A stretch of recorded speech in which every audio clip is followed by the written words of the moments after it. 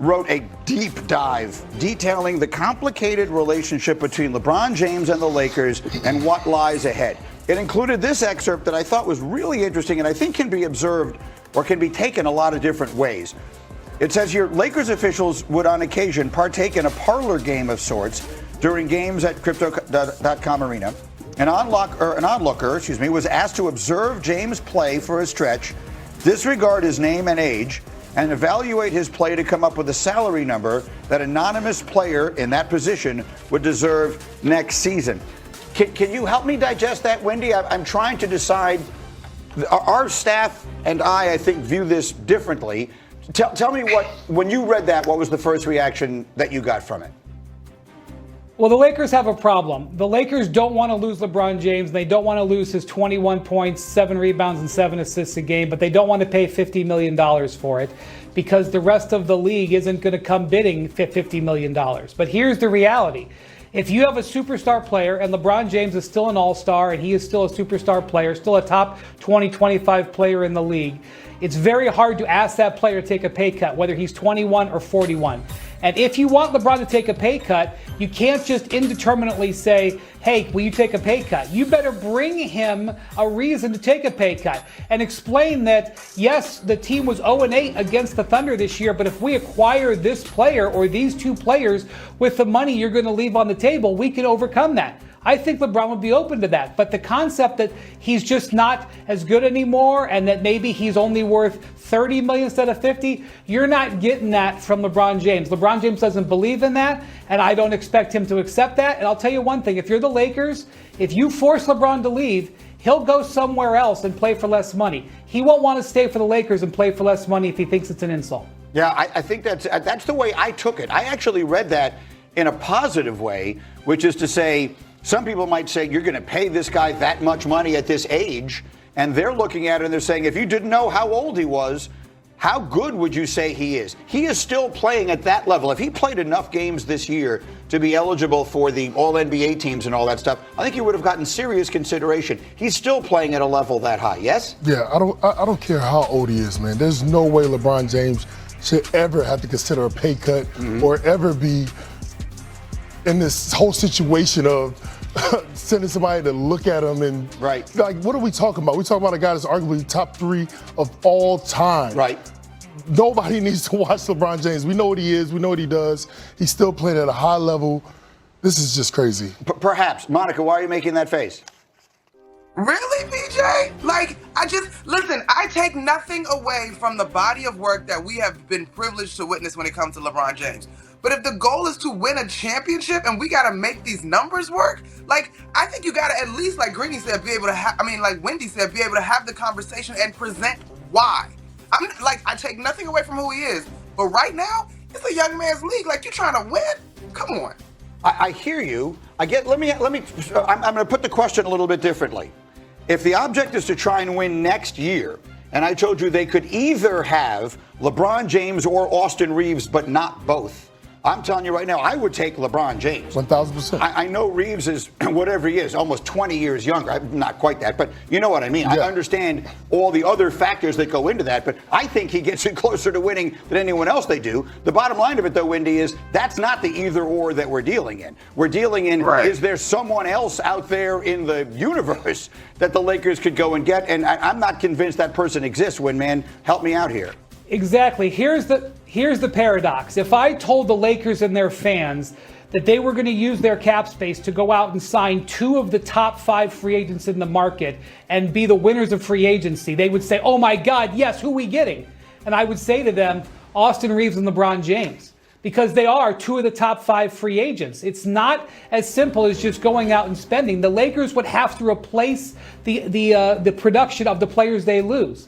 And so I agree, it is very difficult, which is why I think in the end, and I expect the Lakers to make a full evaluation, in the end, I think they're going to be better off bringing back the core of this team and trying to add a piece and hoping that their improvement is Luka Doncic being healthy at the end. Yes, absolutely. When he was there, they were very healthy. Okay, we'll continue. When he was healthy, they were playing very well. Whether it's ultimately good enough or not remains to be seen. All right, we'll continue much more basketball as we go. But up next, game win streak, and his response was fascinating. Listen to this exchange.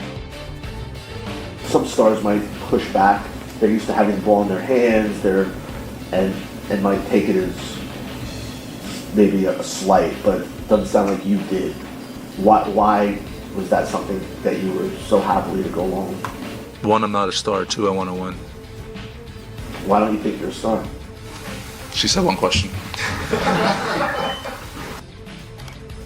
Okay, you were his teammate as recently as last year, PJ. I start with you. What's your response to what we just heard? Oh, man, classic JB, man. Yeah. The humble warrior. He just want to play basketball. He don't want none of the sunlight. He don't want nothing. He just want to play basketball and win. But the idea that the ball, look, he was a very ball-dominant player. That's not a criticism. He turned himself into a legitimate star. He can say whatever he wants. He obviously is a major NBA star at this point. But he did that with the ball in his hands. Now they've taken it out of his hands a little bit. He's playing off the ball. Karl Towns is initiating a lot of the offense. Do you think he's good with that? I mean, does he? You know him well as the kind of player who would be 100% good with that change? 100%. He definitely just wants to win.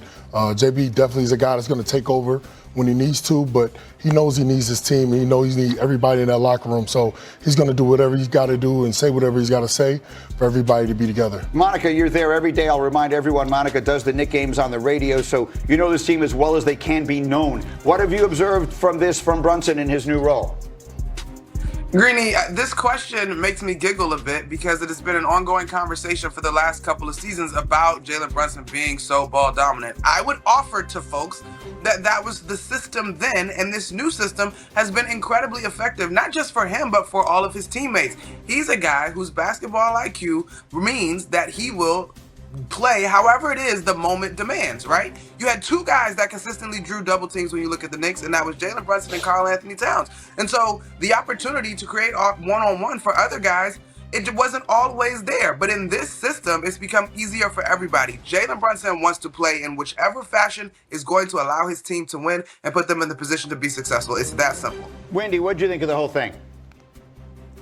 Three things I know about Jalen Brunson. Number one, he always is politically correct in interviews, never says the wrong thing. Number two, he loves to have the basketball. He led the league in dribbles last year, and his usage rate went up this year. The third thing is that he is the ultimate team player. He is a consummate winner at every level, will do whatever he needs for his team to win. That is unquestioned. For sure. And look, I would just say this, and he doesn't need to hear this from me, but it has been 53 years since the Knicks won a championship. And to this day, when Walt Frazier walks into the building, everyone can't catch their breath. That's who Jalen Brunson has a chance to be if they win 8 more games. Win 8 more games, and 50 years from now, you'll walk into the Garden and people will be unable to breathe. That's what Jalen Brunson has a chance to be. Speaking of being unable to breathe, the Knicks have had a long time to catch their breath. They will wait at least a week. Their last game against the Sixers was on Sunday. The earliest that the Eastern Conference Finals would start would be this coming Sunday. If Detroit and Cleveland go to a 7th game, it would get pushed forward even more. Wendy, we have heard the rest versus rust conversation. It seems like forever. What do you make of it? I refuse to have the discussion.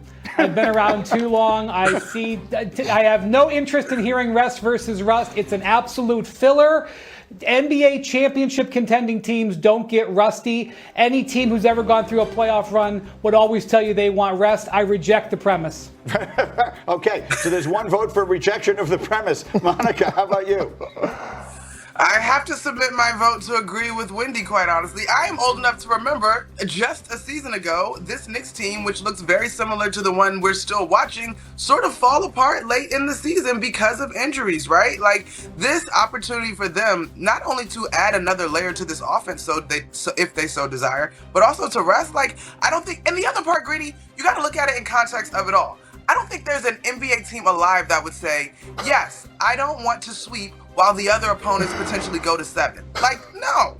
Is it your play? I mean, is it silly? Is the whole conversation silly? Like the fact that we're sitting here talking about this is absolutely crazy. I don't think any team in NBA history has ever said that. Right. Like this, it's just the silliest thing. Tell my 2021 Milwaukee Bucks going into the Eastern Conference Finals that we get an extra 6-7 days of Giannis getting his knee back together. Yep. And you think somebody's going to get an interview and say, we're resting too long. Right. There's no way. Right. And obviously they got Anunoby that let him rest his hamstring. All of that helps.